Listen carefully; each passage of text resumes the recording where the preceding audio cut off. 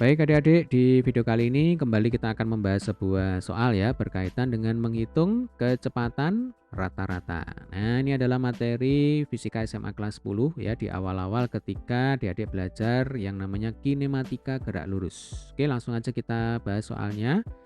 Jadi di sini ada seorang olahragawan yang berlari pada lintasan PQ, dilanjutkan lintasan QR seperti pada gambar. Nah, ini gambarnya ya. Jadi P itu ada di sini, Q ada di sini, lalu R ada di sini.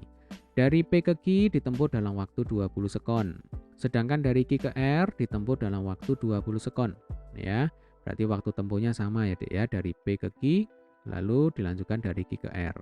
Maka kecepatan rata-rata pelari tersebut adalah, nah adik-adik ingat, yang namanya kecepatan itu adalah besaran vektor ya. Jadi nanti simbolnya itu adalah V diberi tanda panah di atasnya. Nah, supaya jadi kecepatan rata-rata, maka ini tinggal kita tambah dengan garis lurus di atasnya lagi.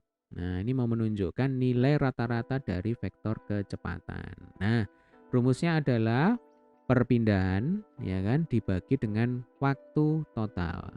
Nah, bedakan dengan S saja ya. Jadi kalau S ada tanda panah di atasnya, ini adalah vektor perpindahan. Sementara kalau S saja ya, ini adalah jarak tempuh. Ya, kalau jarak tempuh itu adalah besaran skalar. Hanya melihat nilainya saja, hanya melihat besarnya saja. Untuk arahnya bisa kita abaikan. Sementara kalau perpindahan, arahnya juga masuk dalam perhitungan kita. Ya, nah ini boleh dihafalkan. Oke, sekarang kita kembali ke soal ya. Jadi di sini si olahragawan mula-mula kan berada pada titik P. Lalu dia berlari ya kan dari P ke Q.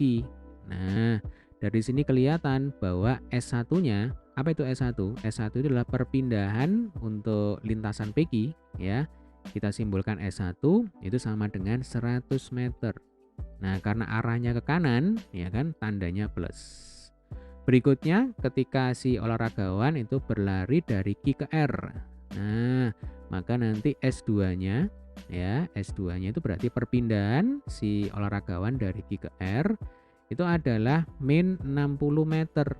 Nah, tanda minus ini mau menyatakan bahwa si olahragawan sekarang berlari arahnya adalah berlawanan dengan arah semula, ya kan? Jadi kalau semula B ke Q itu kan ke kanan. Sekarang dari Q ke R ya arahnya ke kiri. Kalau ke kanan itu plus, nah ini plus ya. Nah, kalau ke kiri ya tinggal sebaliknya di sini minus. Jelas ya? Sehingga nanti kalau kita masukkan ke rumus ya. Nah, ini berarti V vektor ya.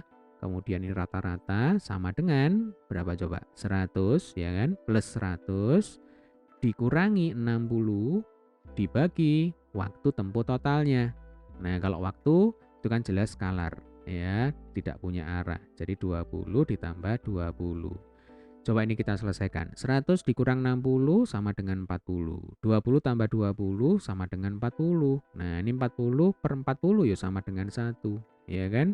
Satuannya meter per sekon ya. Sehingga jawaban untuk soal ini adalah yang A. Kecepatan rata-rata pelari tersebut adalah 1 meter per sekon.